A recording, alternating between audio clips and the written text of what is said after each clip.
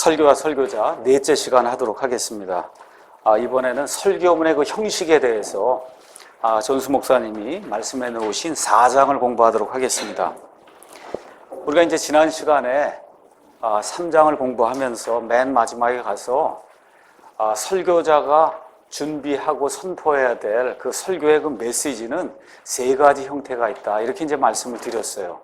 그래서 첫째는 복음 설교, 구원을 어떻게 사람이 받을 수 있는가, 이거를 설명해 주는 복음 설교, 전도 설교, 구원 설교, 이러한 메시지가 이제 있어야 되고, 그 다음에 또 하나는 이런 올바른 생활을 하도록 성화된 그런 삶을 살도록 유도하는 성화의 설교가 있어야 되고, 하나님의 전체 계획, 모든 계획을 알려줘서 하나님이 어떤 분인가를 날이 가면서 점점 더 많이 알게 되고, 하나님의 그 역사와 경륜에 대해서 점점 깊이 있게 알게 되는, 그래서 하나님의 전체 책을 가르쳐주는 그와 같은 교육에 대한 그런 설교가 있어야 된다. 로이드 존스 목사님 같은 경우에는 일주일에 3번에서 4번 설교를 했어요. 이렇게 하다 보니까 설교 대상이 다 다릅니다. 그렇죠? 그렇게 다르기 때문에 불신자들이 많이 모이는 이럴 때에는 한 주에 한 번씩 꼭 복음 설교를 하고, 또 성도들이 많이 그런 시간에는 이와 같은 성화 설교, 또 저녁 모임 같은 데는 믿음이 있는 사람들이 저녁 모임에 많이 나오거든요. 근데 그런 사람들에게는 하나님의 전체 계획을 알려주는 그런 교육 설교, 이렇게 해서 여러 가지를 했다, 이제 그런 말씀을 하세요. 그러니까 그거는 그 성도들의 그 필요에 따라서 하는 거예요. 이게 존스 목사님이 한 주에 한 번은 꼭 복음 설교를 해야 된다, 지금 이야기를 하는데, 그거는 대상이 구원받은 사람이면 매주 하면 큰일 나는 거예요. 그거 안 되는 거예요. 다 구원받았는데 맨날 구원 설교만 하면 어떻게 해요? 그게 안 되거든요. 그러니까 여기 나와 있는 건 가이드라인이다, 이렇게 보시고, 그리고 내가 혹시라도 나중에 교회를 하게 될 때 우리 교회 성도들의 상황은 어떠냐, 여기에 맞춰서 자기가 배분을 해서 그래서 설교 말씀을 준비해서 하면 되는 겁니다. 자, 그런데 구원 설교, 성화 설교, 그 다음에 교육 설교, 이 셋은 서로가 이제 연관이 되어 있다는 거죠. 그래서 이제 이 서로가 연관이 되어 있기 때문에 여기서 나오는 하나의 명제가 있다는 겁니다. 그 명제는 뭐냐 하면, 설교는 항상 신학적이어야 되고 신학의 토대를 두어야 된다. 아니, 이거 너무 당연한 얘기 아닙니까? 그렇게 이야기를 해요. 근데 그 이야기를 제가 좀 설명을 하겠어요. 아니, 그래서 다 신학교 가는 거 아닙니까? 여러분, 신학교를 간다 그래서 신학을 배우는 게 아니에요. 잘 이해하셔야 돼요. 신학교 간다 그래서 신학을 배우는 것이 아니다. 그러니까 여기서 말하는 그 신학이라고 하는 건 통합적인 신학을 이야기하는 거예요. 그래서 창세기부터 요한계시록까지 하나님의 말씀이 전체적으로 뭘 이야기하고 있느냐, 이 전체를 잘 꿰고 있어야 여러분이 설교를, 오늘 설교한 거, 그 다음 주에 설교한 거, 이 설교한 게 모순이 안 생긴다는 거예요. 여러분 이해하시겠습니까? 모순이 되는 설교를 하는 사람이 얼마나 많은지 몰라요. 목사들이 죽겠다는 거예요. 성도들이 왜 이렇게 설교가 이렇게 모순이 많냐? 그럼 왜 그래요? 신학이 없기 때문에 그래요. 쉽게 말씀드려서 창세기부터 계시록까지 하나님이 어떠한 경륜을 가지고 세상을 통치하시고 사람을 어떻게 구원하시고 어떻게 치료하시는가, 하나님의 뜻이 온전히 이제 이루어지게 될 때 어떤 걸 하나님이 원하시는가, 이런 거에 대한 총체적인 이런 개념이 없이 그냥 예수 믿으면 구원받습니다, 이거 하나 가지고 뭘 하려고 하는데, 성경 말씀 읽다 보니까 이것저것 여러 가지가 나오니까 말씀이 헷갈리는 그런 말씀을 하게 된다, 그 얘기입니다. 그래서 설교자의 설교 메시지는 모순이 없어야 돼요. 1년 360일 설교해도 그 안에 모순이 없어요. 특히 어느 부분에 모순이 없어야 되냐, 구원에 관한 한 모순이 없어야 되는 거예요. 창세기를 설교하나 마태복음을 설교하나 계시록을 설교하나 구원에 관한 그런 메시지가 모순이 생기면 안 돼요. 특히 행위로 다 구원받는다, 이런 것이 나와버리면 안 된다는 거예요. 로마서 설교할 때는 사람이 믿음으로 구원받습니다 하고 열심히 설교하다가 창세기나 아니면 마태복음 가서 이렇게 율법적인 거 설교할 때는 행위가 있어야 됩니다, 이렇게 나오면 그러면 완전히 시스템이 깨져버리는 거거든요. 그런 분 굉장히 많습니다. 우리나라도 복음이 들어온 지 한 120년 지금 넘은 상태에 있지만, 실질적으로 1970년대, 1980년대까지 대부분의 장로교회에서 행위 구원을 가르쳤어요. 버스 타지 마라, 주일날 뭐 사지 마라, 뭐 하지 마라, 뭐 하지 마라. 이렇게 하는 게 믿음인 줄 알고 그렇게 가르쳤어요, 실질적으로. 이게 왜 그래요? 예수님에 대한 이 통합적인 이해, 성경에 대한 이 통합적인 이해, 그냥 예수 믿고 구원받는다 외에는 통합적인 이해가 없으니까 구약시대에 이스라엘 백성이 지키는 그 율법, 그걸 그대로 지키고 믿음도 가지고 그렇게 하면서 두 개가 다 컴바인이 돼야 구원받는 걸로 그렇게 가르친 게 우리나라의 현실이에요. 그렇기 때문에 설교를 할 때 절대 모순이 되는 그런 설교를 하면 안 된다는 거죠. 그래서 전체적인 틀, 이 신학을 바로 정립하는 것이 대단히 중요하다는 거예요. 그러면서 이분이 예를 들은 게 하나가 있어요. 여러분 다 아시다시피 장로교 신학이 다르고 감리교 신학이 다르고 그 다음에 순복음 신학이 다 다릅니다. 그런데 어느 날 유명한 강사가 온다 그러면 우리 다 같이 합동으로 전도대회를 합시다 하고 그 강사를 부른다는 거예요. 그런데 거기다 뭐라고 얘기하느냐, 이번에는 우리가 신학적인 논쟁은 하지 말자, 그런다는 거예요. 로이드 존스 목사님이 이것 자체가 이미 틀렸다는 거죠. 하나님의 지금 복음의 말씀을 전해서 그 사람을 구원으로 이끌려고 하는데 어떻게 신학이 없을 수 있냐는 거예요. 그렇잖아요. 하나님이 어떤 분이냐.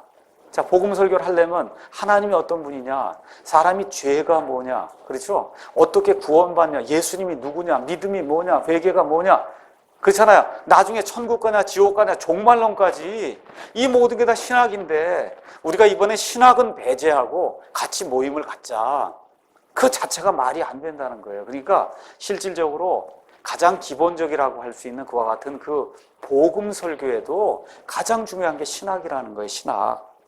그래서 이 전도 설교뿐만 아니라 성화 설교, 교육 설교 이 안에 신학이 충만히 들어가 있어야 된다는 겁니다. 그래서 그 이야기를 하면서 첫째, 설교와 신학의 관계를 지금 이야기를 하고 있어요. 에어컨 조금 켜주셔야 되겠어요? 이게 뭐냐 하면 조직신학의 이해가 가장 중요하다는 거예요. 조직신학. 조직신학, 우리가 이제 이번 신학원에서도 하고 지난 학기도 했잖아요. 조직, 그러니까 이게 무슨 조직을 얘기하는 겁니까? 그렇게 얘기해요. 뭐 심장 이런 것처럼 몸의 조직을 얘기하는 게 무슨 조직이에요? 이게 말이 이제 조직신학이에요. 조직신학. 영어로는 systematic theology 이렇게 돼 있거든. systematic. 그 얘기는 무슨 얘기냐 하면 일단 조직신학이 뭘 가르치시는 건지 제가 말씀드릴게요. 조직신학은 성경에 대해, 성경이 뭐냐, 그렇죠?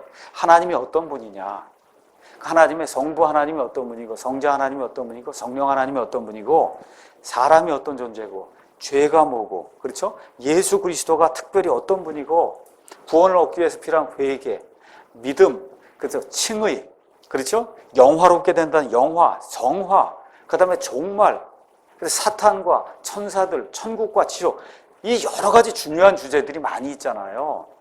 조직신학이라고 하는 건 뭘 얘기하는 거냐? 우리가 어제 지옥에 대해서 공부를 했어요. 지옥. 그렇잖아요. 그럼 지옥을 어떤 사람들은 한 구절만 갖고 지옥을 얘기하다 보면 그러면 한쪽으로 치우친 견해가 나온단 말이에요. 근데 어제 가서 보니까 지옥이 성경에 몇 번 나오냐? 54번이 나와요. 54회. 그럼 그 54회를 처음부터 끝까지 54회를 다 찾는 거예요.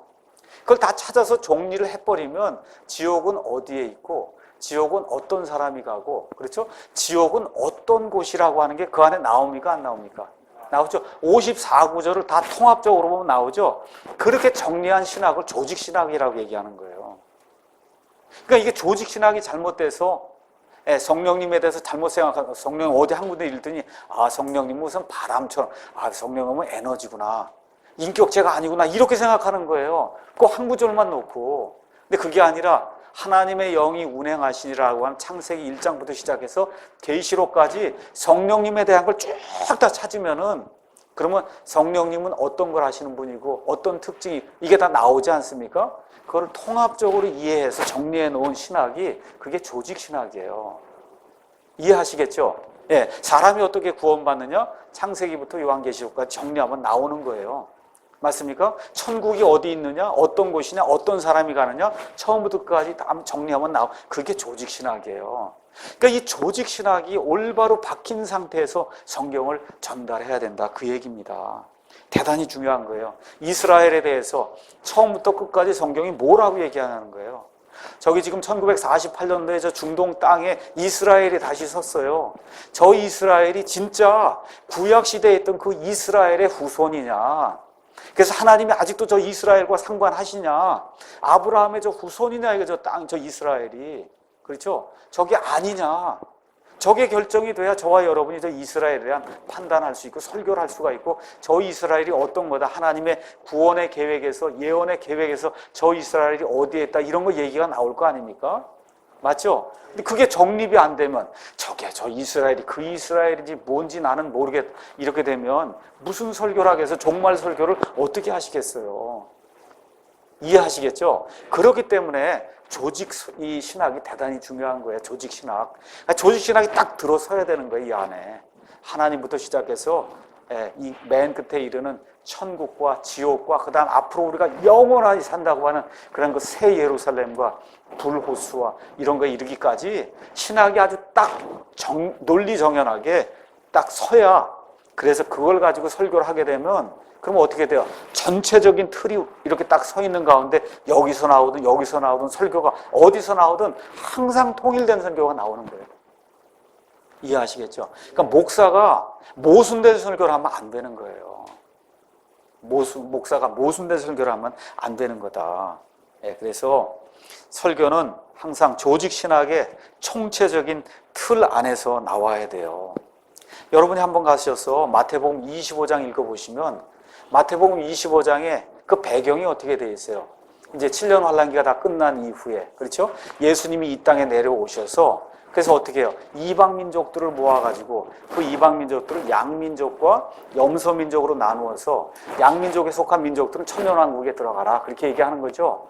그렇죠? 염소민족에 속한 자들은 마귀와 그의 천사들 위해서 예배해놓은 영원토록 불타는 불에 들어가라. 지금 그런 얘기를 하는데 거기 가서 보니까 뭐라고 얘기해요? 너희가 이 내 형제들에게 이런 일을 했기 때문에 너희는 천국에 이 천년왕국에 들어가고 이 내 형제들에게 너희가 하지 않았기 때문에 이 일을 그렇죠? 그렇기 때문에 너희는 지옥 불속에 들어가야 된다. 이런 구절이 지금 마태복음 25장에 나온단 말이에요. 그렇죠? 그렇게 되니까 거기 중에 옥에 있을 때도 찾아오고 그렇죠? 헐벗을 때 뭐 줄일 때 그러니까 감리교회에서 얘기하는 게 뭐예요? 이렇게 감옥에 찾아가고 열심히 그렇게 해야 하나님이 구원을 준다는 거예요. 그렇게 설교를 해요. 신학교에서 그렇게 가르치고. 지금 맥락이 그런 설교, 그게 지금 맥락이 그런 맥락이냐고, 그게.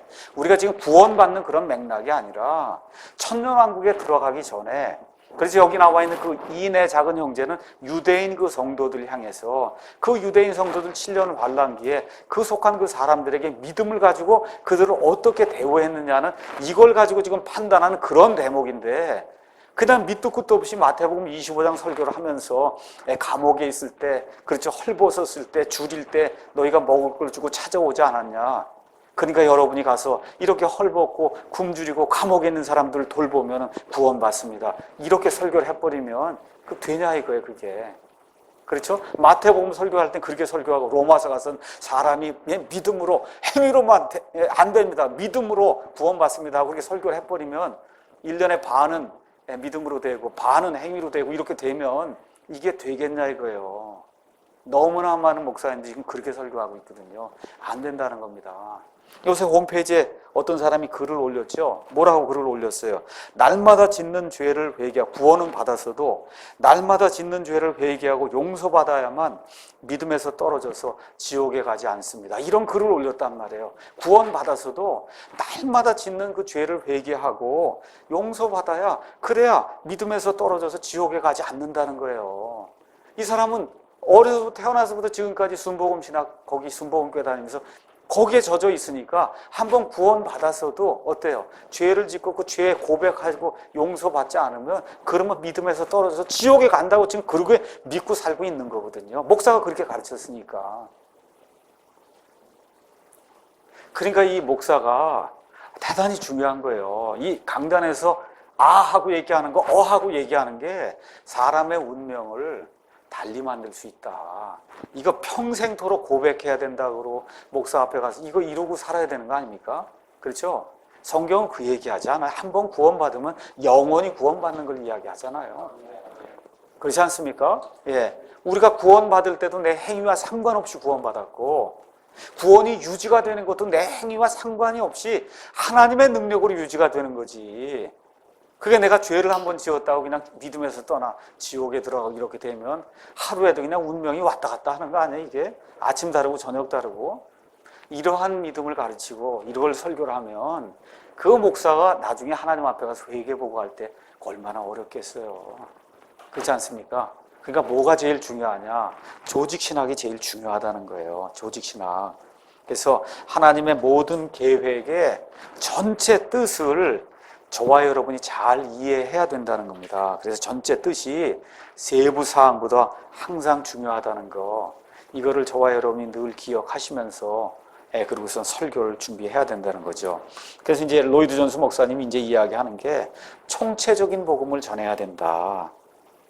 복음에는 개인적인 측면이 있고 사회적인 측면이 있고 우주적인 그런 측면이 있다는 거예요. 그러니까 구원에 대해서 얘기해도 맨날 저와 여러분이 구원받는 거 이것만 자꾸 얘기하지 말고 이 구원받은 사람들 통해서 하나님이 이 땅에 이루시려고 하는 것, 그렇죠? 그래서 맨 마지막에 온 우주 공간까지 하나님이 그런 구원받은 자들로 채우시려고 하는 그와 같은 원대한 그 구원 계획에 그 광활함까지 저와 여러분이 다뤄줘야 된다는 겁니다. 그래서 예를 들어 에베소서 1장 10절에 아주 놀라운 말씀이 있거든요. 에베소서 1장 10절에 보니까 이런 말씀이 이제 기록이 되어 있습니다. 1장 10절에 이것은 충만한 때의 경륜 안에서 이제 앞으로 때가 충만히 찬다는 거예요. 하나님께서 친히 모든 것, 즉 하늘에 있는 것들과 땅에 있는 것들을 그리스도 안에서, 그분 안에서 다 함께 하나로 모으려 하심이라. 그러니까 천사들이든지, 그렇죠, 우주 공간에 있는 모든 해와 달과 별들이든지 사람이든지 천사든지 하여튼 이런 모든 것들을 때가 완전히 차게 되면 하나님이 그리스도 안에서 하나가 되도록 모으신다는 거예요. 성도들에게 이런 걸 가르쳐 줘야 된다는 거죠. 이런 거. 그렇죠? 그러니까 에베소 3장에도 이제 가서 보니까 이런 내용이 나와 있습니다. 3장에 가서 보시면 9절에 예수 그리스도의 모든 것을 창조하신 하나님 안에 세상이 시작된 이후로 감추어져 온 이 신비, 이 신비라고 하는 건 이방인들이 유대인들과 함께 하나가 되는 이 교회의 신비, 이 신비에 참여하는 것이 무엇인지 모든 사람들이 보게 하려 하심이라. 그 목적은 그분께서 이제 교회를 사용하사 하늘의 초소들에 있는 정사들과 권능들에게 하나님의 갖가지 지혜를 알게 하려 하십니다. 저와 여러분 지금 교회로 모이고 있잖아요. 이 교회가 대단히 중요하다는 거예요. 그리스도 안에서 교회를 모아놓고 이 교회를 통해서 하늘에 있는 정사들과 권능, 누구의 천사들에게 하나님의 갖가지 지혜를 다 보여주시려고 그런다는 거예요. 그러니까 단순히 저와 여러분이 구원받는 이런 차원이 아니고 하나님이 통치하는 이 온 우주 공간, 그 안에 천사들이 있잖아요. 그 모든 존재들에게 하나님의 그 계획의 모든 걸 알려주려고 그런다는 거예요. 그러니까 우리 성도라고 하는 게, 교회라고 하는 게 얼마나 그 스케일이 큰가. 여기까지 이렇게 올려줘야 된다는 거죠, 이 목사가. 그냥 밥 먹고 그냥 복 받고 그냥 이걸 다 끝내는 게 아니고. 그래서 궁극적으로 어떻게 되는 거예요? 베드로후서에 나오는 것처럼 하나님의 본성에 참여하는 자가 된다. 그러니까 하나님과 비슷한 사람이 되는 거예요. 비슷한 존재가 되는 거예요. 저와 여러분이 지금 보기에 이게 별거 없고 이게 죄덩어리인 것 같아도 나중에 영화로운 몸을 입고 누구처럼 돼요? 예수님 비슷하게 되는 거예요. 하나님의 본성. 영어로 가서 보면 divine nature, divine을 한다는 단어를 쓰세요. divine은 하나님에 속했다는 거거든요.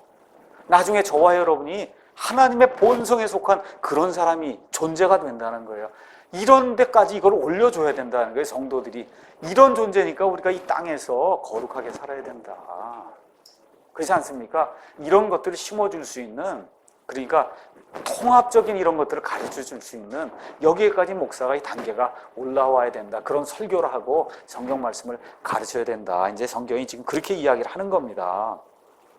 그래서 특별히 이제 이런 것들은 셋째 유형의 교육형 스타일의 그 설교에 이제 적합한 거죠. 그래서 모든 측면을 포함하는 복음의 광대한 범위와 그 영역을 우리가 제시할 수 있어야 된다는 거예요. 그건 어떻게 이루어져요? 성경 말씀을 많이 읽고 또 성경 강해를 통해서 또 이런 걸 가르쳐주는 그런 사람들의 책들을 통해서, 그렇죠? 이제 성화뿐만 아니라 교육에까지 이루어져서 이게 풍성하게 모든 게 이루어지도록, 그래서 이 교회 하나를 통해서 우리의 전 삶이 이 안에서 삶의 공동체가 이루어지면서 성도들 간의 풍성한 교제도 있고 교육도 있고 성화도 있고, 그렇죠? 이러한 공간이 될 수 있도록 이 교회를 저와 여러분이 만들어야 된다는 거죠. 그래서 사도 바울의 이제 서신서를 가서 보시면, 사도 바울의 서신서는 대부분의 경우 가서 보시면 두 부분으로 명확히 구분이 돼 있어요. 앞부분은 꼭 교리를 이야기합니다.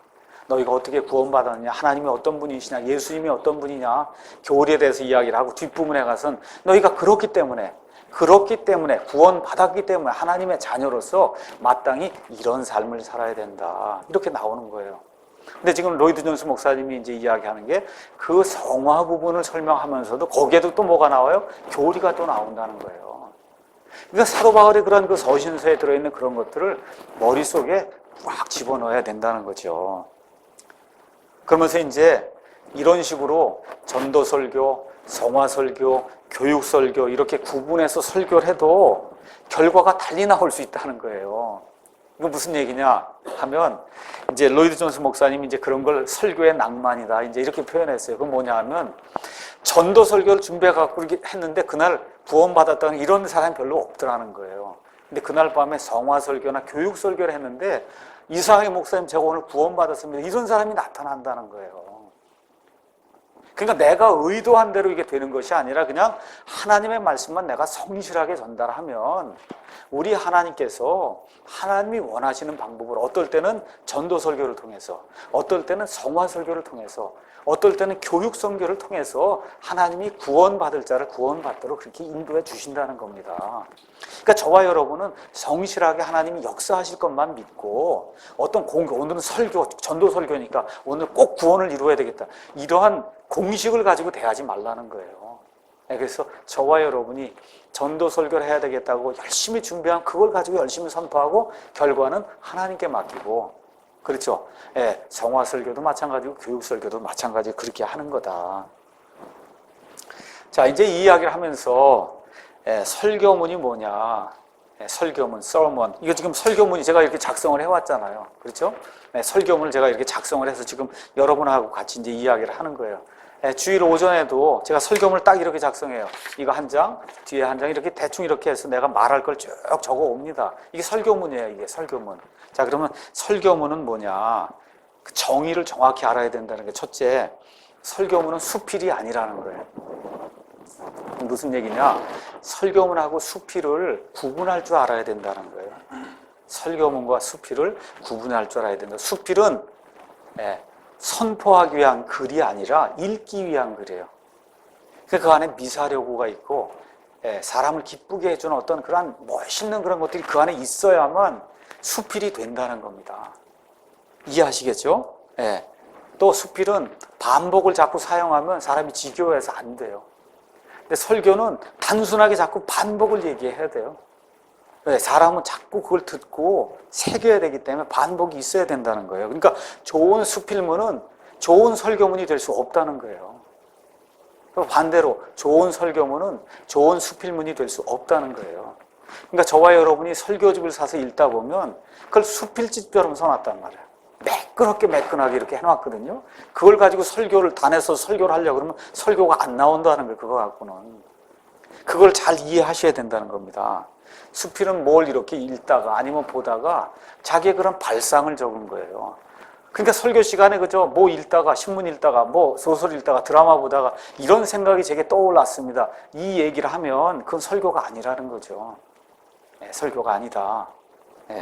그래서 수필에는 또한 도전이 들어가면 안 돼요.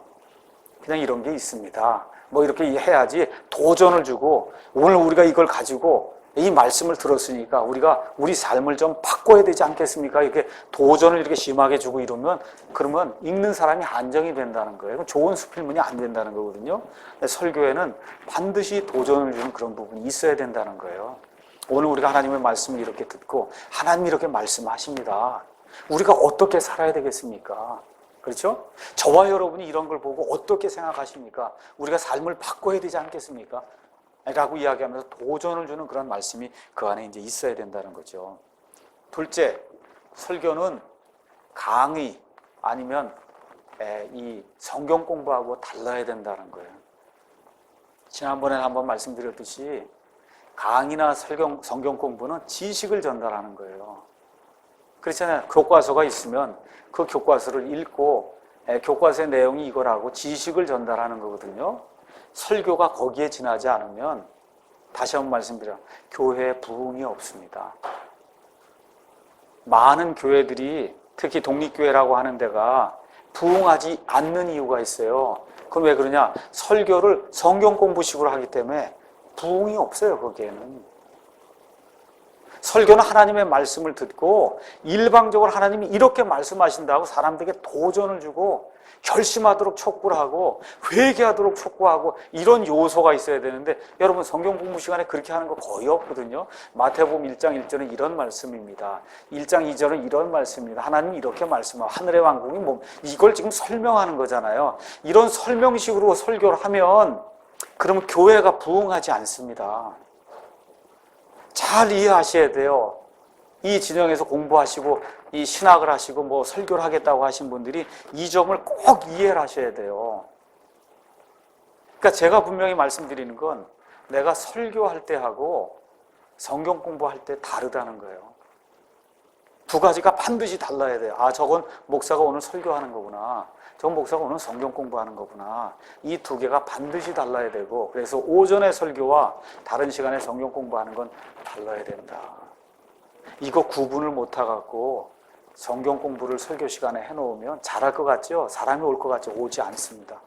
안 늘어요. 그런 건 인터넷에도 쌓여 있거든요. 그거 들으면 뭐하러? 굳이 교회까지 와요? 안 와요. 네. 그렇잖아요. 그렇기 때문에 그런 것들은 책으로도 얼마든지 읽을 수 있고, 그러니까 책으로 읽을 수 있고 인터넷으로 뭐 이렇게 해서 들을 수 있고 이런 걸 하면 안 와요, 사람이. 그것이 아니라 여기를 와야만 들을 수 있는 설교, 여러분도 뭔가 감이 잡힐 거 그런 게 있어야 된다는 거거든요.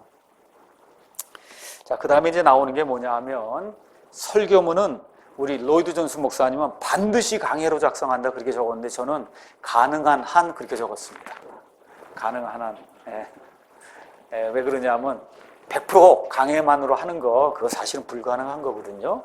그래서 제가 가능한 한이라고 적은 거는, 그러니까 쉽게 말씀드리면 설교에는 주제 설교가 있고 강해 설교가 있다 이렇게 제가 말씀드리고 설명을 좀 해드릴게요.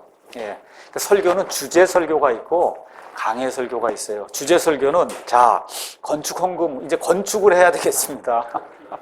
이렇게 하면 이제 성경에 뭐 구약이든 신약이든 해서 한 5주고 성전 건축하는 것부터 시작해갖고 건축하는 걸 쫙 짜갖고 내 주제가 지금 이제부터 돈을 모으는 거니까 아시겠죠? 그래서 그걸 쭉 내 머릿속에 이미 정해진 거예요. 그 주제가 이번 한 달 동안은 헌금 모으는 거 여기에 대해서 이렇게 주제를 아예 정하고 그리고 그 주제에 합당한 성경 구조를 찾는 거예요. 아시겠죠? 그러고선 설교하는 거 그걸 우리가 주제 설교라고 얘기해요. 그러니까 제가 예를 지금 제일 쉽게 이제 헌금하는 예를 들은 거예요. 그거 외에도 뭐 구원도 있고 그렇죠? 여러분이 하고 싶은 얘기가 있을 거 아닙니까? 어떤 성도가 목사에 대해서 어떤 잘못된 무슨 얘기를 하고 다녔다. 그럼 주의 기름 부음 받은 자 이것도 얘기를 이제 해야 되는 거 아니에요? 그럼 거기를 또 이제 선택을 하는 거거든요. 이와 같은 방식으로 내가 이렇게 생각이 나는 대로 오늘은 무언가 이 성도들에게 내가 하고 싶은 그런 주제가 있어요. 근데 그 주제가 다 나쁜 거 아니에요. 맞지 않아요? 교회에 필요가 있기 때문에 저도 가능한 한 강해 설교를 하려고 하는데 예를 들어 제가 주제 설교를 할 때도 있어요. 강해 설교 하다 말고 예를 들어 지난 5월인가 어느 분이 돌아가셨어요. 그래서 제가 장례식을 치르고 왔습니다. 그래서 그 가족들이 이제 그 교회에 그 다음 주에 가족들이 나온단 말이에요. 그럴 땐 제가 어떤 설교를 해요? 죽는 것이 무엇이고 구원이 무엇이고 부활이 뭐냐고 내가 주제 설교를 하는 거예요. 그 주에는. 왜 그러냐? 그때가 아니면 그 가족들은 복음에 교회 올 게 거의 평생 안 올 사람들이 많단 말이죠. 그러니까 그분들이 올 때 구원이 뭐고 예수님 믿는 게 뭐고 부활이 뭐고 이런 것들을 그때 외에는 거의 설명할 기회가 없단 말이에요. 그렇지 않습니까? 그러니까 쉽게 얘기하면 결혼식, 장례식 뭐 이런 거 할 땐 주제 설교 외에는 안 되는 거예요. 그렇지 않습니까? 결혼식 이런 데 가고 창세기 뭐 25장 뭐 그런 거 얘기할 수 없는 거잖아요. 그러나 주제를 분명히 가지고 가서 그날은 설교하는 거예요. 이런 걸 우리가 주제 설교라고 얘기하는 거예요. 그러니까 주제 설교를 다 나쁘다 그러면 안 된다. 근데 많은 경우 주제 설교를 남용하거나 오용하면 안 된다는 거죠. 이해하시겠죠? 내가 하고자 하는 어떤 그 의도를 가지고 이 주제 설교를 남용하면 안 된다. 그럼에도 불구하고 어떨 때에는 주제 설교가 꼭 필요하다는 거예요. 예를 들어 9.11 사태가 발생했어요. 엄청나게 큰 사건이 발생했는데 그날도 그냥 계속해서 강해 설교를 나가면 안 된다는 거죠. 그거 지금 온 세상이 벌컥 뒤집어지는 그런 사건이 일어났으면 그날은 이 하나님의 경륜 속에서 이런 일이 우리하고 무슨 상관이 있다. 이 주제 설교를 할 수밖에 없는 거란 말이에요. 이해하시겠습니까? 예, 그러니까 주제 반드시 강해 설교로만 해야 된다. 이런 건 있을 수가 없다. 예, 그렇기 때문에 가능한 한 해야 된다. 이제 제가 그 말을 바꿨습니다. 그러니까 예를 들어 주제 설교를 할 때 내가 이제 성경을 가서 보시면 이제 영어로 다 된 그런 이 단어 색인이 있어요. 스트롱 단어 색인이라 여러분 베들레헴 성경이나 이런 데 갔어서 예를 들어 기억하고 치시면 기억에 관련된 단어가 다 나오지 않습니까? 그럼 예를 들어 제가 성도들이 이런 일들을 기억하면 좋겠다. 이 기억 시리즈로 내가 설교를 좀 해야 되겠다. 이렇게 하면 주제 설교를 하는 거예요. 근데 그 주제 설교를 내가 마음대로 정하지 않고 창세기부터 기억이라는 단어는 remember라는 단어잖아요.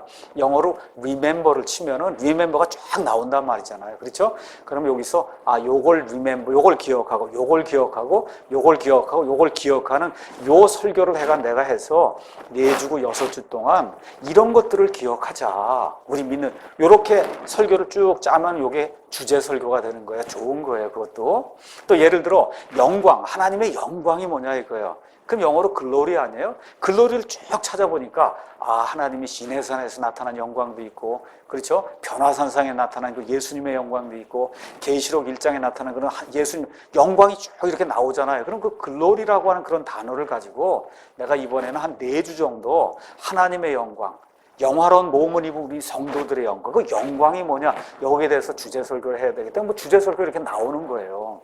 내가 은혜에 대해서 설교를 해야 되겠다. 그럼 은혜, 영어 그레이스를 가서 찾으면 창세기 6장에 노아는 하나님의 눈에 은혜를 입었더라. 이렇게 나오면서 은혜가 이런 의미의 은혜구나 해서 은혜에 대해서 내가 또 이번에 4주 주제 설교를 해야 되겠다. 예수 그리스도의 은혜, 하나님의 은혜, 그렇죠?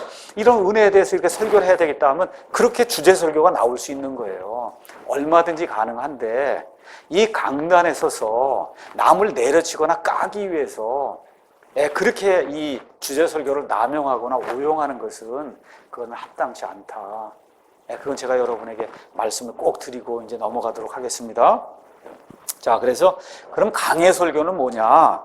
그는 본문이 말하는 대로 설교를 하는 거예요.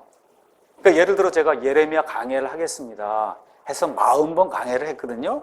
그러면 그 예레미야 안에서 그 안에서 예레미야가 52장, 예레미야 애가가 5장 그렇게 돼 있어서 39번은 제가 예레미야에 나오는 것 중에서 그 말씀을 순서대로 쭉 이렇게 하면서 우리 성도들과 이 시대에 필요한 그런 말씀들이 무언가를 찾아서 예를 들어 예레미야 1장 1절부터 오늘은 10절까지 말씀을 하겠습니다. 이걸 잘라왔잖아요. 그렇죠? 그러면 그 말씀이 무엇라고 이야기하는가를 그거를 여러분에게 설명해주고 도전을 주고 하나님이 이렇게 말씀하신다고 그 말씀 안에서만 얘기하는 거예요. 여러분 제가 다시 한번 말씀드릴게요. 성경을 읽었으면 여기서만 얘기해야 돼요. 이걸 읽고 또 구원이 나오면 안 된다는 거예요. 이건 구원 메시지가 아니거든요. 예를 들어 예레미야 첫째 설교가 우리는 대언자로 부름을 받았다의 제목이. 근데 이 사람이 너무 구원에 심취가 됐어요. 그래서 예레미야 1장을 읽고도 거기서 구원을 뽑아내면 안 된다는 거예요. 이 구원이 틀린 게 아니죠. 신학적으로 맞는 거임에도 불구하고 텍스트가 오늘은 구원 텍스트가 아니잖아요. 제가 예전에 교회를 다니면서 제일 안타까웠던 게 그거예요. 1년 365일 구원 설교를 하는데 이건 텍스트가 구원하고 상관이 없는데 구원이 좋은 거예요? 나쁜 거예요? 좋은 거예요. 신학적으로 옳은 거예요? 틀린 거예요? 옳은 거예요. 근데 텍스트가 오늘은 구원 텍스트가 아닌데도 그거를 구원으로 이야기하려면 텍스트를 꽈야 되는 거죠. 맞습니까? 왜곡을 해야 그 구원이 나올 거 아니에요. 그럼 어떻게 해야 돼요? 텍스트를 영해하거나 자기가 원하는 방향으로 텍스트가 그 얘기를 하지 않는데 그 얘기를 안 하고 지금 구원 얘기를 해야 되니까 완전히 다른 메시지가 그 텍스트에서 나오니 이건 하나님의 말씀을 강해한 게 아니라는 거예요. 그러니까 강해를 한다고 하는 거는 적어도 어느 정도의 텍스트를 읽어야 돼요. 뭐 2절이든 3절이든 얼마 정도 텍스트를 읽고 그 앞뒤 문맥과, 그렇죠? 그 다음에 그 대언자가 처해 있던 그런 그 상황과 그 교회 아니면 그 수신자가 지금 처해 있는 그런 상황과 이런 것들을 가지고 이걸 설명을, 그 당시 상황이 이랬습니다. 이게 설명을 한 이후에 그 다음에 어떻게 해야 돼요? 이걸 요약 정리를 해야죠. 그래서 이 안에서 우리가 배울 수 있는 하나님의 교리 아니면 메시지는 하나, 두 개, 세 개, 네 개입니다. 이걸 설명을 하면서 설명한 다음에 그러면 21세기에 사는 우리에게는 이 말씀이 오늘 어떻게 적용이 될까요? 그렇죠? 이렇게 해서 이 설교 말씀이 끝난 이후에는 예레미야 1장, 이거 내가 읽고 나니까, 오늘 말씀을 듣고 나니까 요 말씀에 대한 이해가 듣기 전보다 내가 훨씬 더 좋아졌다. 요렇게 느낄 수 있도록 설교를 하면 성공한 거예요, 그날 설교가. 이해하시겠죠? 그렇게 설교하는 게 강해 설교라는 거예요. 근데 이거 강해 설교를 잘 이해하셔야 됩니다. 어떤 사람들은 특히 외국 가서 신학했다거나 뭐 원어를 조금 안다고 그러는 사람들이 문제가 있어요. 문제가 뭔지 아세요? 성경 구절 하나를 읽고는 이 성경 구절 원어는 뭐고, 그렇죠? 이 원어의 배경이 되는 어근은 뭐고, 뭐 해서 그냥 그리스 말만 그냥 내리 처음부터 끝까지 얘기를 하고, 자, 오늘 설교 다 끝냈습니다. 끝내는 사람 굉장히 많습니다. 이건 설교를 한 게 아니에요, 그거는. 그 그리스 말 어원 설명한 거거든요. 이렇게 설교하면 안 돼요. 이 그리스 말이 안 되니까 영어 갖고 또 영어로만 이렇게 다 설명하고 나면 그 설교한 게 아니에요. 그게 필요하죠. 그렇죠? 원어가 어떻고 영어가 어떻고 그거 하는 거 찾아보는 거 필요합니다. 많은 경우에 그렇거든요. 근데 거기서 끝나면 안 된다. 왜 그래요? 저와 여러분이 지금 영어나 원어 그 뜻을 알고자 지금 이 자리에 나와 있는 게 아니잖아요. 그렇죠? 하나님께서 우리말로 읽을 수 있는 이 성경을 주셨는데 이 구절이 지금 20세기 전에, 25세기 전에 예레미야 당시에 이 말씀이 이렇게 주어졌는데 이 말씀을 통해서 하나님이 우리에게 지금 21세기에는 무엇이라고 말씀하시는가? 이 내용이 전달이 돼야 된다는 거죠. 이렇게 전달이 되는 게 강해 설교다. 그래서 설명을 다 하고, 그렇죠? 그 말씀을 설명을 하고, 이게 배경이 이렇습니다. 이런 상황에 사람들이 속해 있습니다. 이게 설명을 다 한 다음에 거기서 발견되는 조직신학의 그 틀이 있잖아. 이게 오늘은 하나님에 대해서 얘기하는 거냐, 회개에 대해서 얘기하는 거냐, 천국에 대해서 얘기하냐, 성령님에 대해서 얘기하냐. 그 조직신학이 여러 그 부류가 있잖아요. 거기에서 어떤 교리가 여기서 특정적으로 나오냐는 거죠. 그렇죠? 그 메시지가 뭘 중심으로 지금 이루어지고 있느냐, 요거를 딱 캐치해서 성도들에게 이 말씀에서는 하나님의 이러이러한 교리가 특정적으로 지금 나오고 있습니다. 그렇죠? 그런 다음에 그거를 그대로 읽어주면 그럼 뭐 설교자가 필요가 없는 거잖아요. 어떻게 해야 돼요? 형식을 사용해서 하나, 둘, 셋이든 뭐든 해서 요약 정리를 해줘야 된다는 거예요. 몇 가지로 요점을 정리를 해줘야 된다는 거죠. 이렇게 정리가 되지 않으면 안 된다는 겁니다. 자, 일단은 그 다음 장에 넘어가서 강해 설교의 그래서 그 특징에 대해서 잠깐 이제 말씀을 드리도록 하겠습니다. 강해 설교는 성경대로 설교하는 거예요. 그래서 성도들이 성경대로 설교하면 하나님의 말씀을 믿는다고 하는 그런 확신을 가지고 저와 여러분이 설교를 해야 됩니다. 자, 강해 설교를 하면 어떤 장점이 있느냐?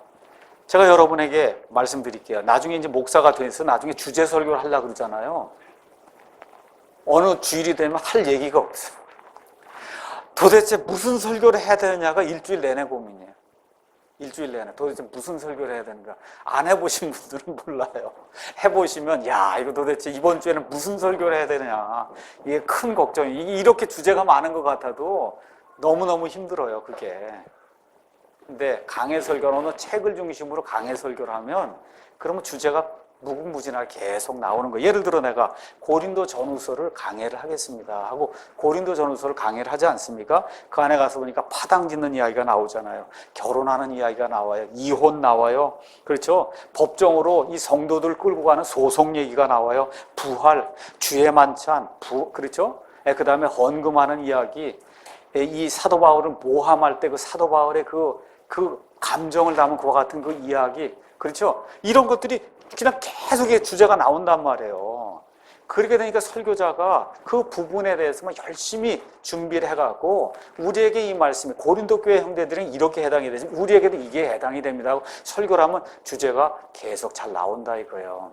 자, 그리고 또 하나 어떤 장점이 있느냐, 어떤 형제 자매가 이혼하려고 그래요. 근데 그 주에 그걸 듣고 와갖고 이혼 설교를 해버리면 그러면 안 된다는 거예요. 이게 그 주에 너 어디서 들었어요. 그리고서 오늘은 내가 이혼 설교를 해야 되겠구나. 이혼하면 안 된다고 얘기하면 그 형제 자매가 이혼합니다. 이건 나를 두고 했구나 그러고 그렇잖아요. 그러니까 목사가 그런 걸 그렇게 설교하게 되면 오히려 상처받는 사람이 생길 수 있는데, 여기 고린도 전서후서 쭉 나가는 가운데 결혼도 있죠, 이혼도 있죠. 나오면은 자연스럽게 설명하게 되잖아요. 그렇죠? 음행하면 안 된다. 자연스럽게 설명하게 되잖아요. 그렇죠? 이렇게 설명하는 게 좋지, 어떤 사람 하나를 특정해갖고 내가 오늘은 저 사람 음행한 거 얘기해야 되겠고 이렇게 설교하면 안 된다는 거죠. 여러분 이해하시겠죠? 그런 의미에서 강해 설교가 좋은 거다. 예레미야든지, 예레미야는 사실 상당히 어려운 책이에요. 고린도 전서라든지 에베소서라든지, 그렇죠? 이런 걸 가지고 우리가 강해 설교를 하면 그러면 주제가 끊임없이 나온다는 거예요. 그렇게 되니까 강해 설교를 하면 성도들이 어떤 인상을 받느냐, 아, 목사님이 성경에 있는 얘기를 하는 거구나, 그런 인상을 받는다는 거예요. 성경을 읽고 성경을 설명해주고 우리가 이렇게 살아야 됩니다, 그렇게 얘기를 하니까 성도들이, 아, 목사님 오늘 성경에 있는 얘기를 했구나, 하나님 말씀이니까 내가 들어야 되겠구나, 이런 생각을 하는데 한 구절 읽고는 신문 읽고 뭐 딴 얘기 다 해놓으면 그러면 안 듣는다는 거예요. 성도들이 이건 하나님의 말씀이라고 인정을 안 한다는 거죠. 그래서 우리가 이제 강해 설교를 할 때는 본문을 읽고 그 본문이 우리에게 무엇을 말하는지 그걸 잘 상고하고, 그래서 하나님이 그 안에서 주시고자 하는 특정한 교리 메시지가 뭐냐, 그거를 발견한 이후에 그거를 요약 정리를 해서 21세기를 살아가고 있는 한국 사람에게, 미국 사람이 아니에요, 한국 사람에게 이 남한 땅에 인천에 지금 살고 있는 이 사람들이 살고 있는 이 상황 속에 이거를 대입을 해서 우리가 이렇게 해야 되지 않겠냐, 이렇게 이야기하는 게 그게 강해 설교다. 자, 설교문 구성에 대해서 제가 말씀을 드리겠습니다. 자, 본문에서 여러 가지 것들을 끌어냈단 말이에요. 이제 이거를 정리를 해야 돼요. 왜 정리를 해야 되느냐, 잘 들으셔야 돼요. 나를 위해서 정리하는 게 아니라 듣는 사람들을 위해서 정리를 하는 거예요. 말을 두서없이 해버리면 어떻게 여러분이 이해하시겠어요? 그렇죠? 설교자가 딱딱딱 이렇게 집어줘야, 유명 강사라는 게 뭐야? 찝어주는 거잖아요. 그렇잖아요. 무슨 종로학원이다 보다 유명 강사가 뭐 잘 찝어준다는 거예요. 이 요약 정리를. 그러니까 목사도 요약 정리가 잘 되도록 그렇게 만들어주는 게 중요하다는 거예요. 나를 위해서가 중요한 게 아니라 1차적으로 듣는 사람들을 위해서 내가 이렇게 상고하고 그 안에서 받은 그 메시지를 그걸 어떻게 서론, 본론, 결론으로 얘기를 해줘야 된다는 거죠. 그러니까 서론이 이렇게 시작이 되면 뭐 3분이든 5분이든 대충 오늘은 이러이러한 메시지가 이렇게 되고, 그래서 가능하면 오늘 설교 제목은 이겁니다, 이게 하면 설교 제목만 들어도 아, 오늘은 대략 이런 메시지가, 설교 말씀 그 본문을 읽었잖아요, 서론을 대충 얘기했잖아요, 설교 제목을 얘기했잖아요. 아, 그렇게 되면 오늘 목사님이 대충은 이 설교 본문을 가지고 이런 걸 하려고 하는구나, 대충 이해할 수 있는 그런 스타일로 말씀을 전달하는 거라는 거죠. 그래서 이 말씀을 통해서 하나님이 주시고자 하는 최종적인 그런 교리의 말씀, 그걸 향해서 밀고 나가는 거예요. 30분이고 40분 동안 이 논리적으로 자기가 가진 모든 걸 가지고, 어떤 경우는 예화도 사용하고, 어떤 경우는 예화도 밖에 있는 예화를 사용해도 되고, 어떨 땐 성경에 있는 예화를 사용해도 되고, 그렇죠? 논리적으로 내가 이 드라이브 해갖고 가려고 하는 그 목표까지 끌고 나가는 거예요. 그렇게 하면서 맨 끝에 가서 오늘 설교 주제와 제목에 마땅하게 딱 결론을 내리는 겁니다. 그렇게 하면서 어떤 일이 생겨야 돼요? 청중들이 이걸 듣고는, 아, 내가 반성해야 되겠구나, 회개해야 되겠구나, 잘 해봐야 되겠구나, 이렇게 다짐하는 그런 일이 생기도록 저와 여러분이 만들어야 된다는 거죠. 그래서 이걸 적용이라고 우리가 얘기할 수 있는데, 나중에 이런 얘기도 다 나올 겁니다. 또 적용하는 것도 여러 가지 형태예요. 맨 끝에 한 번에 모아서 딱딱딱 이렇게 적용하는 그런 케이스도 있고, 하나 설명하고 나서 우리가 이렇게 하는 게 좋지 않겠습니까? 그렇게 하십시다, 이렇게 해서 중간 한 번씩 적용하는 것도 있고, 그건 사람마다 설교마다 다 다른 거니까, 그건 여러분과 제가 이렇게 그 상황을 봐서 이제 하면 되는 거예요. 그래서 한 편의 설교에는 예술적인 요소가 들어있어요. 그래서 공을 들여야 된다는 거예요. 그래서 공을 들이는 이유는 뭐냐? 청중을 돕기 위해서 그런 거다. 그래서 맨 마지막에 위대한 설교는 대개라고 제가 적어놨습니다. 대개 위대한 설교문에서 나온다는 거죠. 그래서 설교문 결론 말씀드리겠습니다. 설교문 준비에 땀과 수고를 아끼지 말아야 된다. 여러분 텔레비전에 이렇게 볼 때 도끼나 칼 이런 거, 이 대장장이가 쳐서 만드는 거 보시죠? 처음에 그냥 철을 올려놓고 까잖아요. 그게 쇠처럼, 이게 칼처럼 보여요? 근데 딱 치면 나중에 칼처럼 딱 나오지 않습니까? 설교문이 그렇다는 거예요. 이거 설교문 처음에 작성해 놓으면, 이게 그렇거든요. 이걸 어떻게 자꾸 공을 들여서 이걸 짝짝짝짝 이렇게 해갖고 만들어 놔야 되는 거예요. 이게 술술술 흘러가게. 그래서 제 경험을 말씀을 드리면, 그날 적어 놓은 그 설교문이 내가 생각해보다 술술술 이게 흘러나가는 그런 설교문이면 그날 설교가 잘 됐다 그런 느낌을 자기가 받아요. 근데 자기가 설교문을 적어갖고 왔는데 이게 자기가 봐도 이해가 안 되는 그런, 이게 이렇게 적어갖고 왔어요. 이러면 그 설교가 되겠어요, 여러분? 안 돼요. 그 설교가 안 됩니다. 나도 헷갈리는데 어떻게 성도들에게 이걸 설명하겠어요. 그 가능한 한 설교문이 좀 술술술술 풀려나갈 수 있도록 거기에 공을 저와 여러분이 드려야 됩니다. 그래서 퀘슬러라고 하는 사람이 설교를 창조행위, 무에서 유를 창조해내는 그런 행위라고 이야기했어요. 그래서 여기까지 말씀을 드리면서 로이드 존스 목사님이 한 마지막 말만 이야기하겠습니다. 이렇게 완벽하게 설교문을 준비해갖고 설교 시간에 나가도 설교 시간에 엉뚱한 일이 일어날 수 있다는 거예요. 여기까지만 이야기하고 마치겠습니다.